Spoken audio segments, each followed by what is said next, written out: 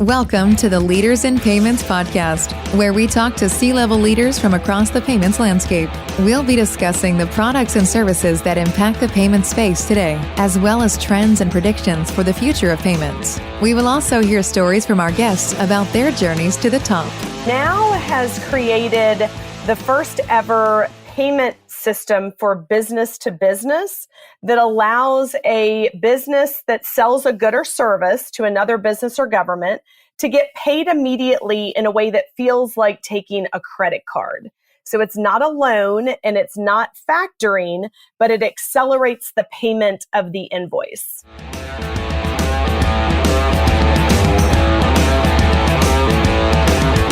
That was Lara Hodgson, co-founder, president, and CEO of Now, and she is our special guest this week. This is episode 121 of the Leaders in Payments podcast, and I'm your host, Greg Myers. Lara grew up in Atlanta, Georgia. She got her undergraduate degree in aerospace engineering from Georgia Tech and went to business school at Harvard. She has started several businesses in her career, including Insomnia and Nourish, which was the inspiration for starting Now. Now helps small and medium-sized businesses get paid immediately after sending an invoice. Their customers sign up for a Now account, upload their invoices into their Now account, and the receivables are basically converted into cash. It isn't factoring, and it isn't a line of credit. Lara shares an interesting startup story about how the company was formed and why. Lara has a passion for her family, including being room mom and team mom. She loves education and children. She has a professional passion for leveling the playing field for small businesses. We've got a great episode today, so let's get started.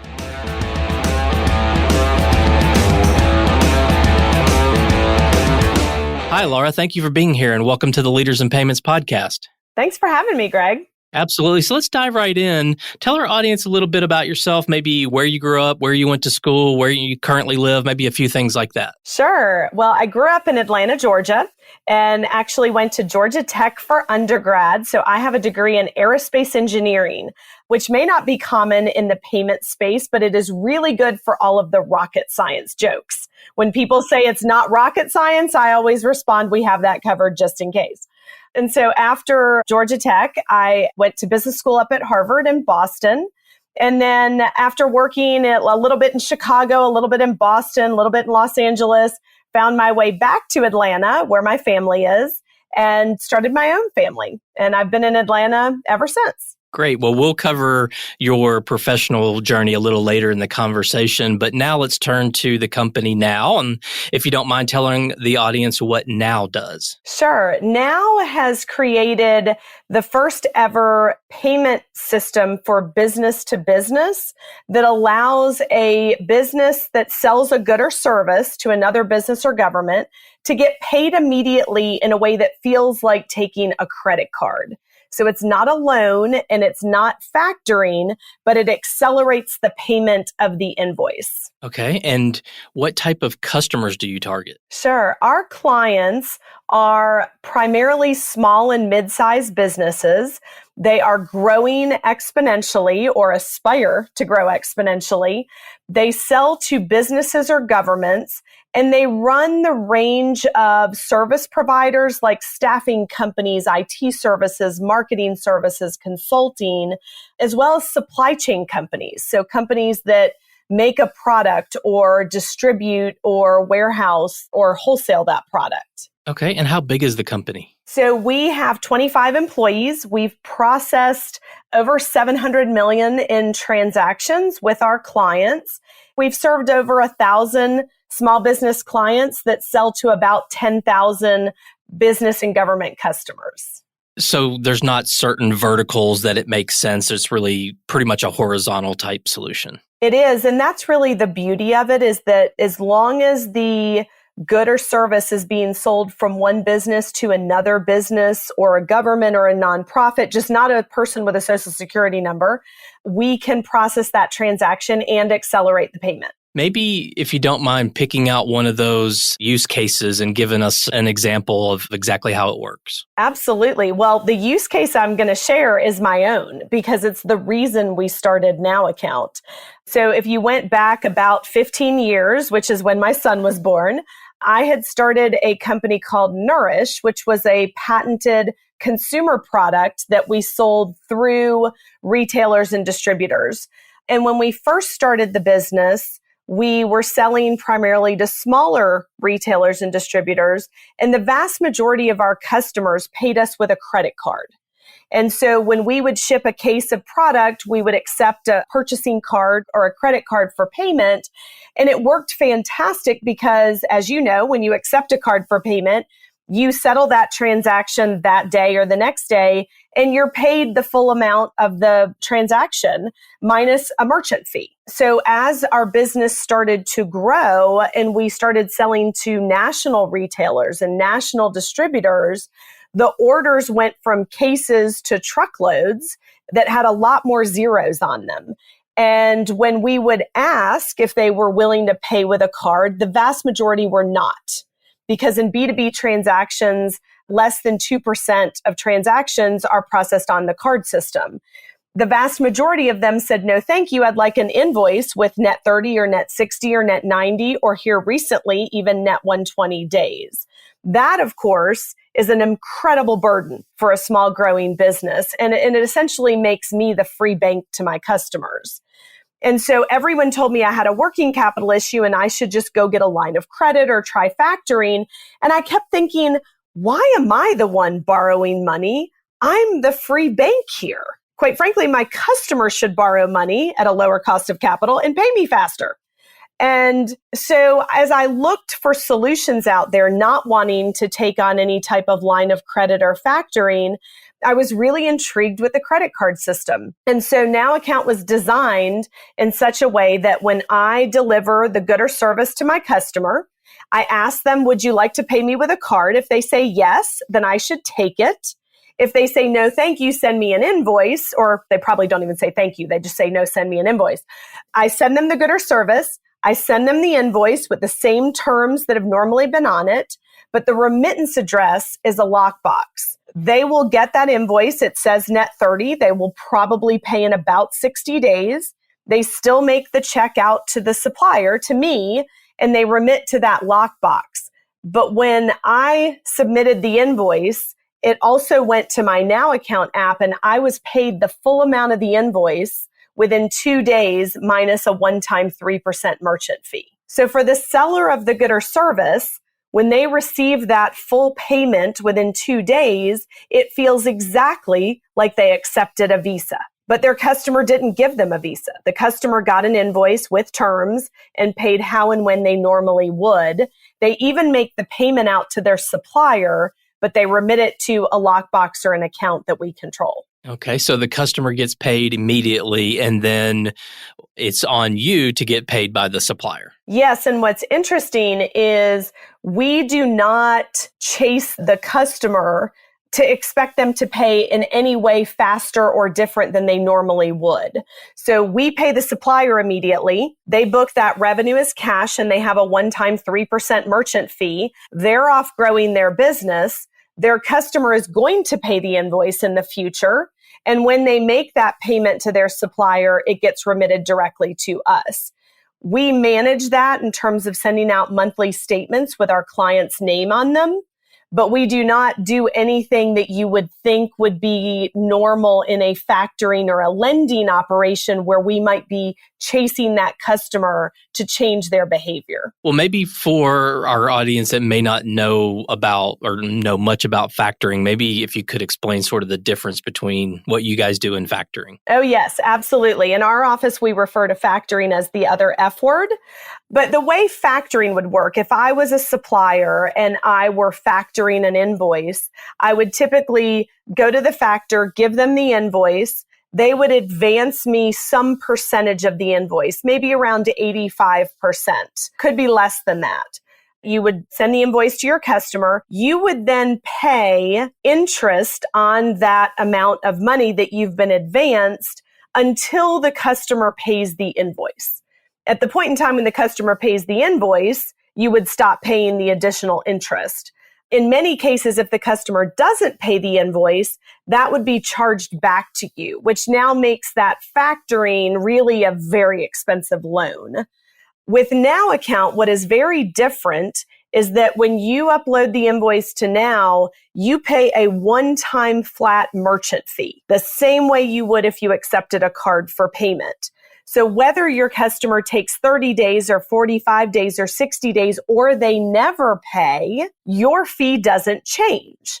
Just like when you swipe your card at Starbucks, they pay that merchant fee. When and if you pay your Visa bill does not affect the fee that they pay. Nor if you don't pay your Visa bill, does it get charged back to Starbucks, unless they didn't give you the coffee. So the one thing that is very different is that we charge a one-time merchant fee as opposed to a financing type charge. The second thing that's very different is because NowAccount is truly a merchant service like the card system, it is off balance sheet for the small business that's using it. And what I mean by that is when you use your NowAccount, you book the revenue that you receive as cash paid in full, and you book a one-time expense. There is no liability on your balance sheet like you would have if you drew on a line of credit or you used factoring. And because of that, NowAccount can coexist very nicely with your bank facilities. You might have an SBA loan. You might have a line of credit with your bank. You can have those finance solutions, those debt solutions, and still use your NowAccount just like you can have a loan and accept credit cards for payment. Okay. Well, you mentioned a few things that make you different than other ways, but what differentiates you from your direct competitors out there? So interestingly enough, when I hear people say they have no competitors, I always roll my eyes because that's never true. But when you look at what NowAccount is doing, a merchant service for B2B, there is no one else doing exactly what we're doing. And we actually own the trademarks for the words Now and NowAccount in financial services. And we've also patented our credit enhancement system.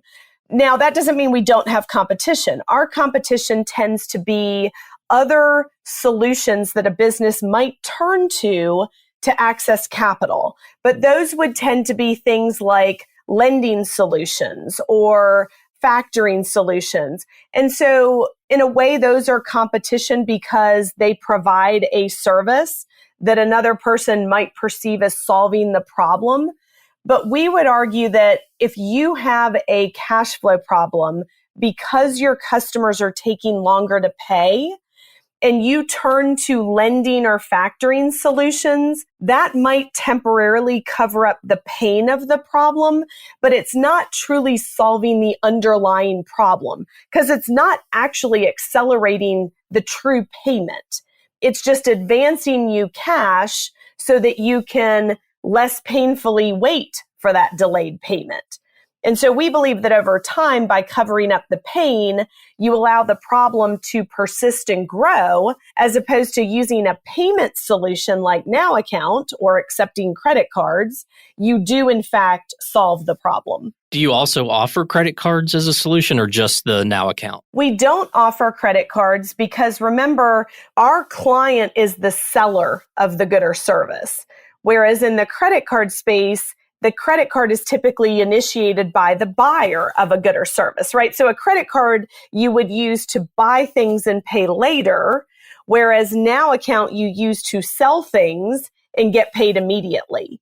We often accept cards for payment if our client's customer ultimately wants to pay the invoice with a card, but we ourselves don't offer credit cards because we offer sales solutions as opposed to something you would use to buy things. That makes sense.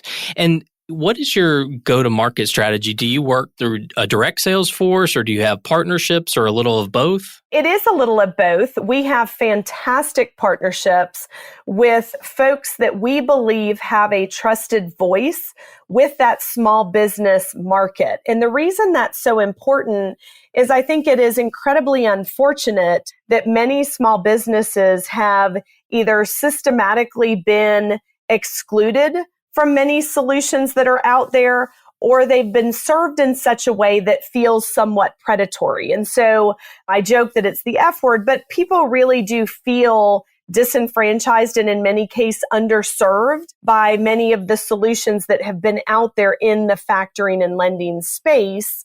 And so when we went to market, we said, who can we partner with that has a trusted voice? Because you don't know us enough to trust us yet, but we guarantee you will once you try it. And so we have partnerships, for example, with the Coca-Cola company. Coca-Cola would very much like to grow their spend with disadvantaged businesses like women-owned businesses and minority-owned businesses, but they recognize that it is hard to do that when the corporate sort of infrastructure requires a lengthy payment time. That creates a burden. And so they will offer the Coca-Cola NowAccount program to diverse suppliers as a way to encourage them to do more work with Coca-Cola, knowing that they can get paid in 2 days instead of waiting 30, 60, 90 plus. We also partner with folks like chambers of commerce, credit unions, and organizations like the Minority Supplier Development Council. There's an NMSDC nationally and a GMSDC in Georgia. We work with various groups from SBA, like the MBDA centers through the Department of Commerce, and the SBDCs, which are some of the local small business educational centers. We have some great partnerships. We've also partnered with Intuit. So NowAccount and QuickBooks can be integrated, and you can find the NowAccount app in the Intuit App Store. Oh, wow. And they just made a big announcement yesterday. Add some more punch to that partnership. That's right. My neighbor down the street, MailChimp. Congratulations.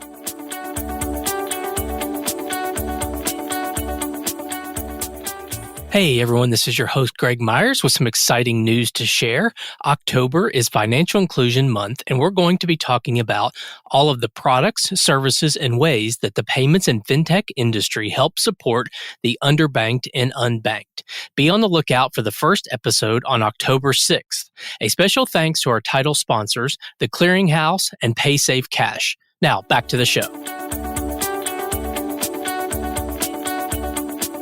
Where do you see the payments industry heading? And if you want to answer it more from sort of the B2B payments side of things, that's fine as well. But where do you see it heading in the next, say, 2 to 3 years? I think payments is one of the most incredible industries because we have an awesome responsibility in the near future.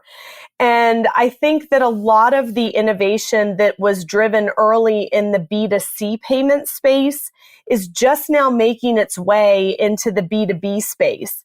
But the B2B space is humongous.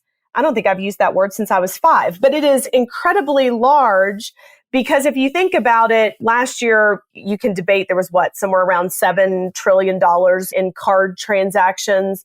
There was over $33 trillion of trade transactions in the United States last year. And a third of that is originated by small and mid-sized businesses. Up until now, when a small and mid-sized business had a quote unquote cash flow problem, they were counseled to turn to financial institutions for finance solutions. But I think what COVID showed us in the last year is that the natural supply chain of capital to small businesses is not what we thought it was. It's not actually finance. And we saw this because when the government tried to get money into the hands of small businesses, they sent it through the financial institutions that we all assumed were the natural supply chain, and the money didn't go where we thought it was going to go. Not because anyone did anything wrong, but in fact, because the money went where those financial institutions naturally serve, and it's not small businesses. And I believe that the vast majority, 90+% of the dollars that ever enter a small business come through commerce, not through finance.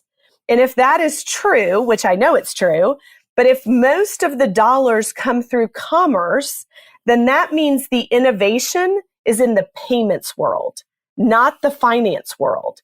So when I say we have an awesome responsibility, I think that a great deal of the economic development that we're going to see coming out of the challenging years we've had with the pandemic is going to be driven by innovation in the payment space, because that is what is the game changer for small businesses. And that is what will drive our economy growth. Yeah. And it sounds like a lot of what you guys are doing, you hear this, it's kind of a cliche, I guess, but taking a lot of the friction out, right?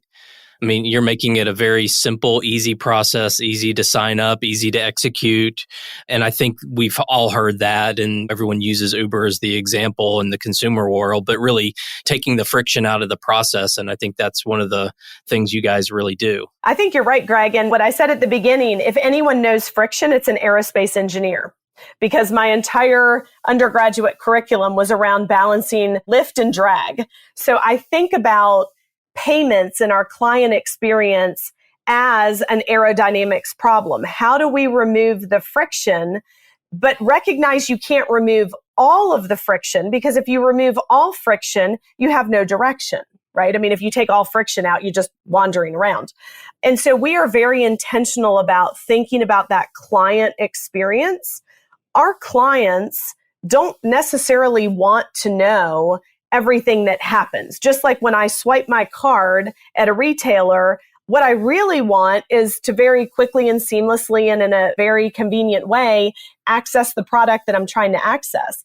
For our clients, when they use NowAccount, they just want to know that they can create an invoice, send the invoice, and within 2 days, they are paid in full. And when we accomplish that, not only are they overjoyed with the experience, but it truly changes everything about their business, because they can now confidently go after large contracts with large customers that they never would have dreamed taking on, knowing that if they had to wait 30 plus days to get paid, they would highly likely grow out of business instead of go out of business. I love it. Well, let's switch gears a little bit and talk about you. And if you don't mind picking up the story, you had your undergrad degree at Georgia Tech, you went to Harvard. So maybe fill in the gap between Harvard and today. Sure. So when I graduated from Harvard, I had actually studied in Japan. Before that, I was on a track scholarship at Georgia Tech, and my advisor somehow convinced me that I should take the opportunity to do things I would never do. And for me, that was traveling to Japan and having to speak no English. My charades got really good, and I really learned a lot about sort of the business world. So when I went to Harvard, I really was kind of wide-eyed and bushy-tailed, right? I didn't know much about the business world because I'd been living in an aerospace fluid dynamics lab at Lockheed. And so I realized people had jobs I'd never heard of before. And when I came out of HBS, I was approached by a serial entrepreneur who had just started one of the first kind of web integration technology strategy creative firms called IXL. And I went to that company to work with the CEO to do what I was told was going to be a few acquisitions. 18 months later, I explained that 42 is not a few. And we essentially did a large roll-up where we acquired businesses all around the world. I basically sort of raised my hand and said, this has been great doing all these deals, but I want to run something. Like, I want to know if my ideas actually work. And so I stepped in and I took over the retailer and consumer products practice for IXL globally, grew that practice. We ultimately sold it. And I went to another startup when I started a company called Dunk, which was a just-in-time footwear brand that I started with Shaquille O'Neal and Mike Piazza and Oscar De La Hoya and other athletes, really using the Dell model of manufacturing for footwear. And so we launched that business. We built a very innovative facility in Macau. And as that business was growing, the market crashed in 2001. And so I came back to Atlanta. My mother-in-law at that point was picketing for grandchildren and explaining to me that if I kept traveling the world and commuting to Los Angeles, that she wasn't going to have grandchildren, and that was not acceptable. So came back to Atlanta, took over as COO and Chief Marketing Officer for a large real estate development company.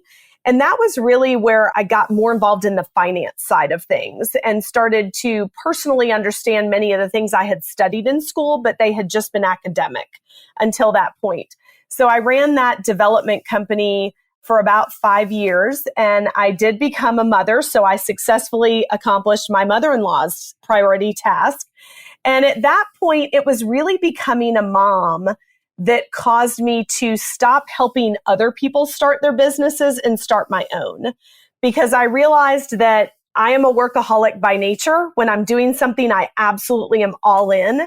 But I didn't want to miss being a great mom. And so I started the first of a series of businesses, primarily because I wanted the flexibility to be a great mom, a great wife, and a great CEO. And so the first company that I started was called Insomnia. And I started it with a business partner of mine that I met through Leadership Atlanta. And her name is Stacey Abrams, who now most people know who that is. So Stacey and I started Insomnia. We did very complex, kind of world-changing projects. We were sort of like Mikey on the Life commercial. If you can't figure it out, give it to Lara and Stacey. And so we worked with a native Alaskan company, did a lot of work with a water reservoir company in South Florida, a lot of big infrastructure projects. And what was so unique about that is it got us to think from an infrastructure perspective.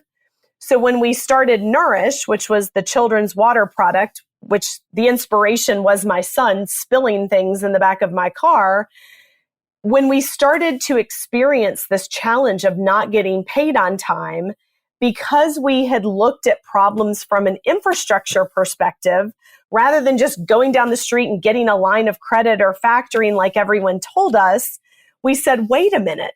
If everyone has this problem, then the existing solutions must not be very good.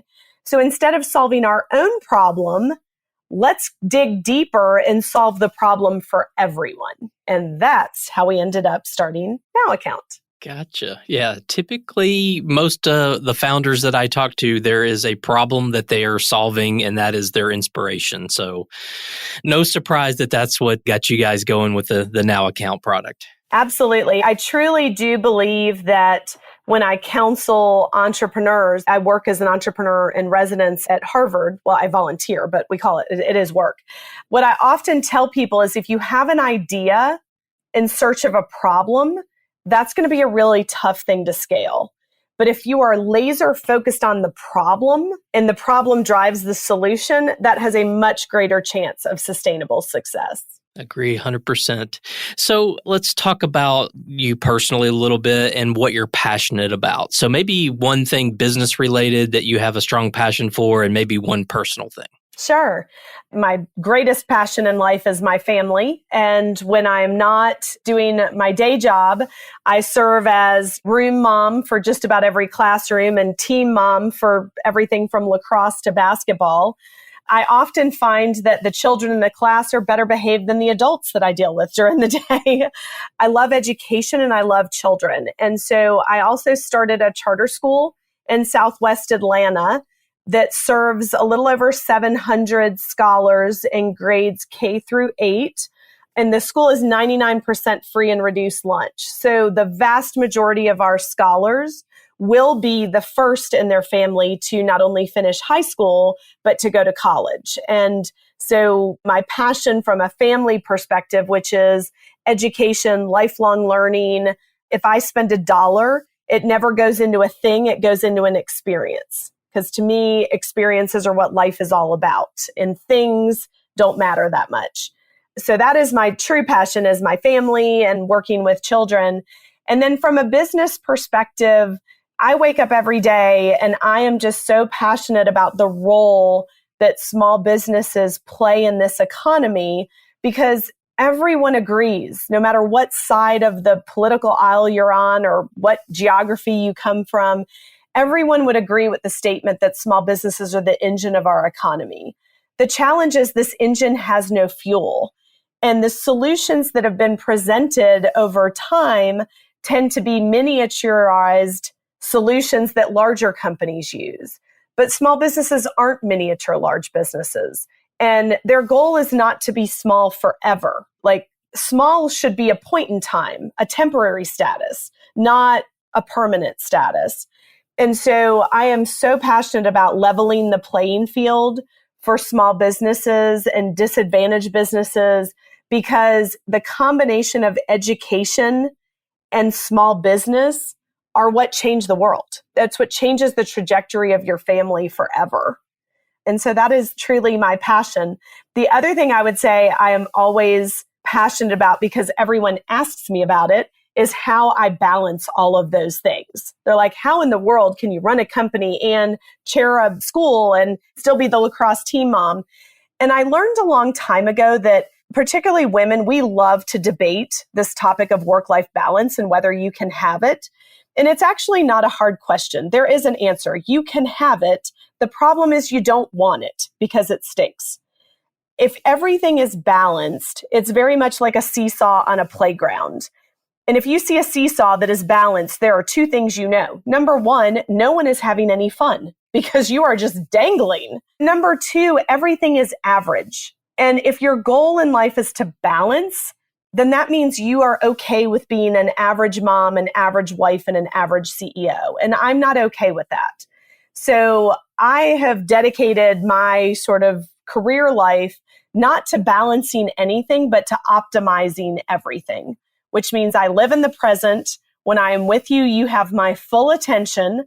I am not sending a work email and trying to play with my child, which is completely unfulfilling for my child. And I just spelled every word wrong in the text. And so really focusing on optimization and excellence as opposed to balance. And I think there is such a freedom that comes from acknowledging that you can have balance, you just don't want it. Yeah, I think that's great advice. And I always ask this question, which is advice related as well, is I started in payments 16 years ago and really just kind of fell into the industry back before the word fintech even existed. I haven't been able to get out of the industry, but a lot of people today coming out of college, they see payments and fintech as this hot, sexy industry to be in, so much money being invested in it, so many reasons to make this a career. So my question is, what advice would you give someone saying coming out of college and they want to get into payments or fintech? What would you tell them to do to be successful? I think that the most amazing thing about payments is the diversity of people that are in it. And you made the comment, you fell into it. I think that's what's so beautiful about it is most of us come into payments maybe unintentionally, maybe because of an experience like the pain I had that led to NowAccount. Or maybe they fall into it, like you said, but that's what's so awesome about it, is that people come to the industry from so many different places that it creates this innovation culture of not being stuck with the way things have always been done. So my advice would be, if you're coming out of college and you think this is an area of interest, recognize that God gave you 2 ears and 1 mouth and use them proportionally, and by that, what I mean is ask lots of questions, go to conferences and just listen. Think about how you touch payments every day, because the beautiful thing about payments, and this is not true of most industries, is everyone is touched by it, right? I mean, that is not true of the aerospace industry. Yes, you might all fly on a plane, but there are parts of the aerospace industry that only specialized people will ever touch. What is amazing about payments is it affects the life of every single person. So think first as a customer, because that's where your greatest ideas will come from. And once you can think like the customer, you are invaluable to any payments company. Yeah, I love that. That's great advice. Well, Lara, we've covered a lot of ground on you, the company, the future of payments. Is there anything else you'd like to talk about before we wrap up? No, I mean, this is phenomenal. People often look at me and they're like, how can you get that excited about payments? And I always laugh because I'm like, is there ever a more exciting part of your day than when you get paid? I mean, it is like viscerally emotional, right? So I do think that the payments industry, the leaders in the payments industry, the future leaders in the payments industry that join us as they come out of school, we really do have the potential to change the world in so many ways. And I think that's both exciting, it can be frightening, but it is exhilarating. So I hope everyone joins us.